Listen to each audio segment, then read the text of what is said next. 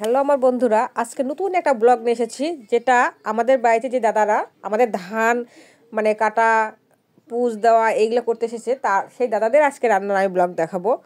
এই যে দেখুন, দাদারা হাঁস কোটা বাছা করা হয়ে গেছে। দেখতে পাচ্ছেন এখানে 3টা হাঁস বেছে নিয়েছে। আর ওই তো দাদারা এদিক সুন্দর করে পুষ দিচ্ছে। এক একজন এক একটা আটি ঢেলে ঢেলে দিচ্ছে, আর এক একজন পুষ দিচ্ছে। কি দারুণ দৃশ্য, তাই না? গ্রামের দৃশ্যটাই অপরূপ, অনেক সুন্দর। এই দেখুন, এখানে হাঁসের রান্নার প্রস্তুতি চলছে। ওই দাদারাই আবার চলে এসেছে।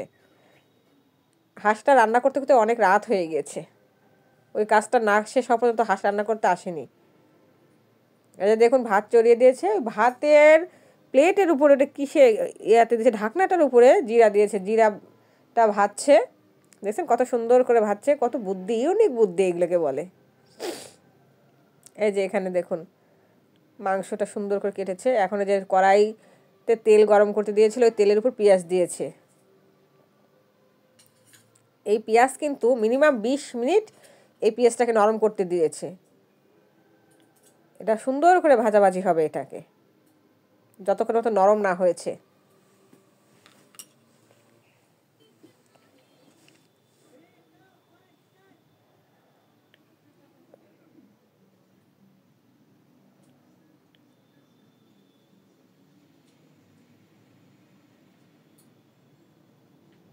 এখন দেখুন, হাঁসের মাংসটা চড়িয়ে দিয়েছে।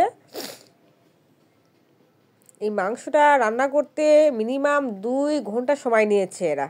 অনেক ধৈর্য এদের, এত ধৈর্য দিয়েছে ঈশ্বর। দেখুন, মাংসটা চড়িয়ে দিয়েছে, এখনও কোনো মশলাই দেয়নি। ওখানে 15 মিনিট এই মাংসটাকে ভাজি করলো।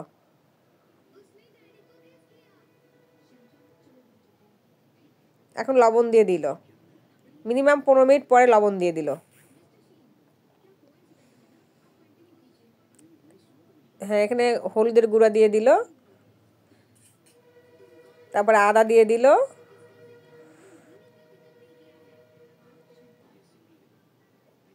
ওখানে কেন জানি মরিচ দিল না, মরিচটা অনেক পরে নাকি দিবে।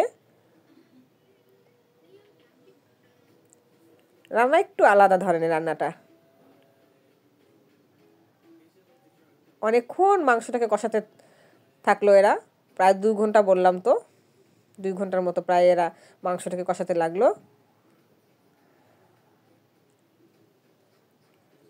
এখন ওই জিরার গুঁড়োটা দিয়ে দিল, যেটা ভেজে রেখেছিল।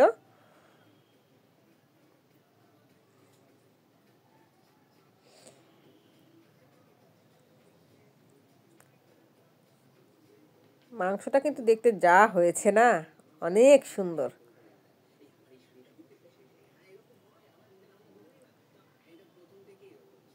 এই যে দেখুন, যা কালার হচ্ছে, মনে হচ্ছে এখনই খেয়ে নেই।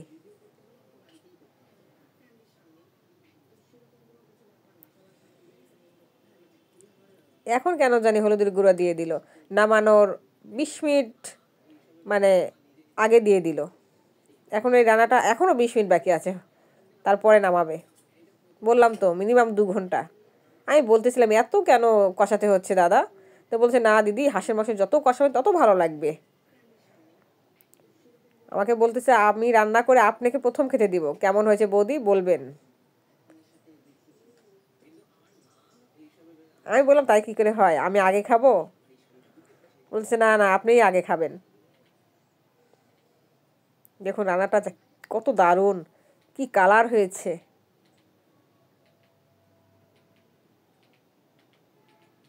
অনেক সুন্দর কালার।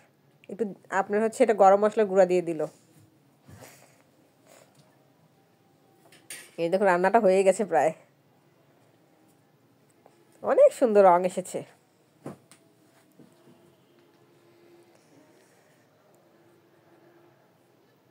আমাকে বলতেছে বৌদি হয়ে গেছে, আপনি নিন, খেয়ে বলুন তো কেমন হয়েছে।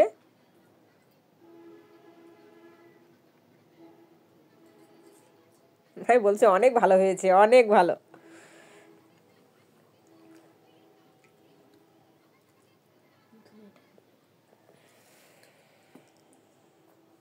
আজকে এই পর্যন্তই, আবার অন্য ব্লগে দেখা হবে।